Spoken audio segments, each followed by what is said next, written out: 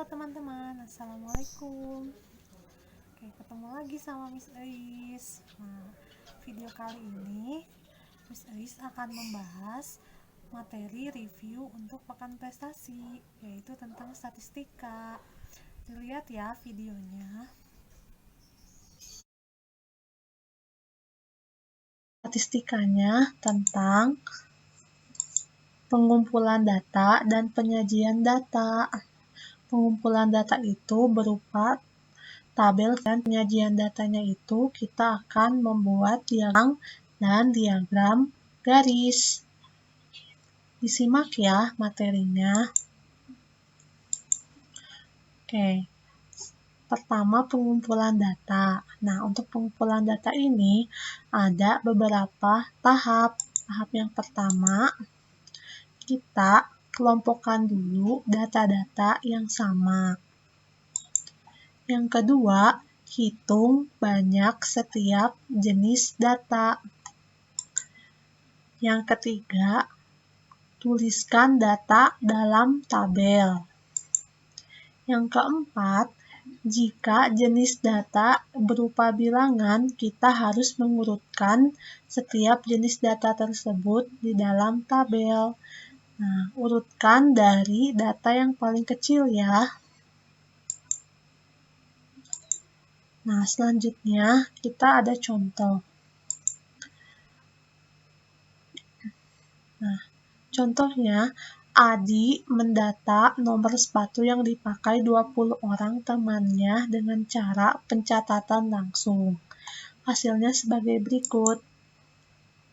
Nah, dari data tersebut, datanya masih random, artinya datanya itu masih acak. Nah, kita harus mengubah data itu ke dalam bentuk tabel frekuensi.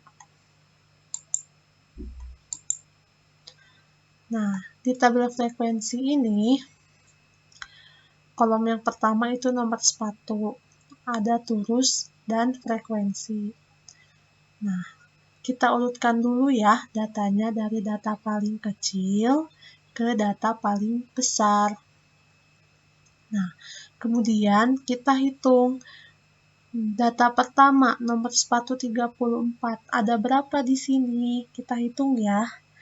Ada 1, 2, 3, 4, 5. Ada 5. Nah, turus ini kita gunakan untuk mempermudah penghitungan data. Kita tulis 5, nomor 35, ada berapa kita hitung. Nah, nomor 35 ada 7, 36. 36 ada berapa ya? Kita hitung lagi sama-sama. 1, 2, 3, 4, 5. Ada 5. 37, 1, 2, 3. Kita tulis 3. Nah, setelah kita punya tabel frekuensi, nah, kita jadi bisa lihat frekuensi yang terbesar adalah 7. Frekuensi yang terkecil 3. Nah, kadang kita juga menghitung selisih frekuensi. Nah, selisih itu adalah beda antara dua buah data. Nah, untuk menghitung selisih, kita harus mengurangkan frekuensi terbesar dikurangi dengan frekuensi terkecil. Nah, selisih frekuensi terbesar dan terkecil adalah berapa yo? Nah, kita hitung. Frekuensi terbesarnya adalah 7. Frekuensi terkecilnya 3. Jadi 7 dikurangi 3 sama dengan 4. Selisih frekuensi terbesar dan kecilnya adalah 4. Mudah ya.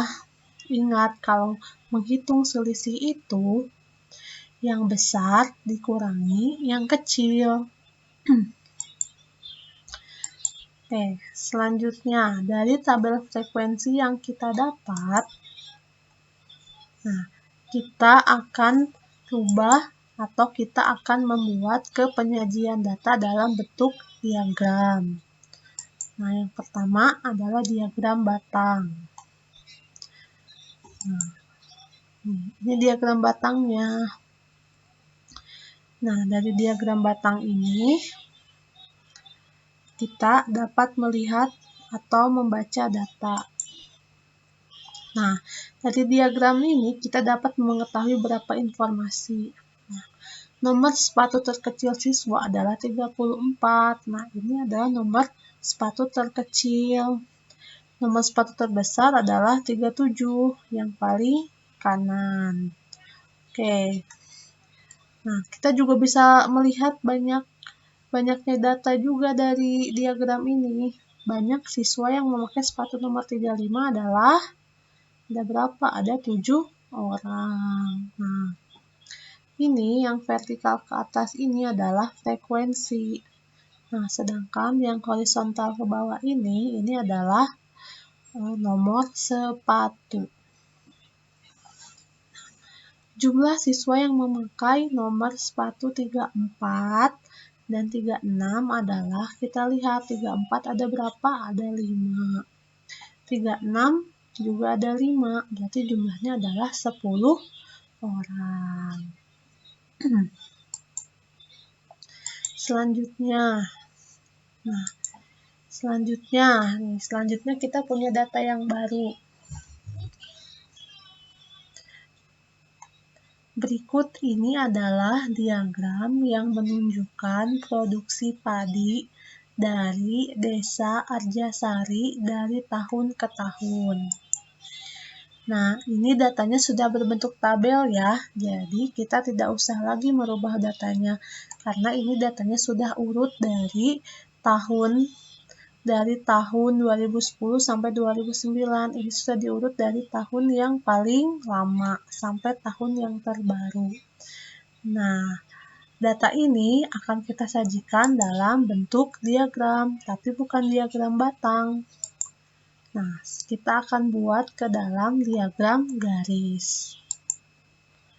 Nih, ini adalah diagram garisnya, kita lihat ya. Nah, ini yang vertikal ke bawah ini, yang horizontal ke bawah ini adalah tahun, dari tahun 2010 sampai 2019. Sedangkan ini yang ke atas adalah jumlah produksi padi. Nah, dari diagram ini kita juga dapat beberapa informasi. Nah, jumlah produksi padi tertinggi terjadi pada tahun, kita lihat produksi tertinggi ini berapa? Di sini di 800. Tahun berapa? Tahun 2015. Selanjutnya, kenaikan produksi padi tertinggi terjadi pada tahun. Nah, kenaikan berarti kita harus melihat garis mana nih yang naik. Nah, 2010 ke 2011 naik. Kenaikannya berapa? 200 ke 400, berarti naiknya hanya 200. Oke, 2012 ke 2013. 300 ke 600, naiknya 300. Sekarang kita lihat lagi kurva yang naik. 2017 ke 2018. Dari 200 naik ke 300, berarti 100. Nah, 2018 ke 2019. Dari 300 ke 500, naiknya 200. Nah, berarti kenaikan itu terjadi di tahun 2011, 2013, 2018, dan 2019. Mana yang tertinggi kenaikannya? Nah, tadi kan kita sudah hitung. Yang tertinggi itu adalah kenaikan di tahun 2013. Dari 300 naik menjadi 600. Berarti yang paling tertinggi adalah tahun 2013. Oke, selisih produksi padi tertinggi dan terendah. Nah, ingat tadi gimana cara menghitung selisih? menghitung selisih. Nah, kita lihat dulu. Yang tertinggi berapa? 800. Ini ya, yang terendah 200. Berarti selisihnya 800 dikurangi 200. Produksi tertinggi dikurangi produksi terendah sama dengan 800 kurangi 200 sama dengan 600. Jadi, selisih produksi padi tertinggi dan terendah adalah 600 ton. Nah, mudah kan teman-teman? Nah, semoga nanti teman-teman lancar ya pekan prestasinya. Sekian dulu dari Miss Elis. Sampai jumpa.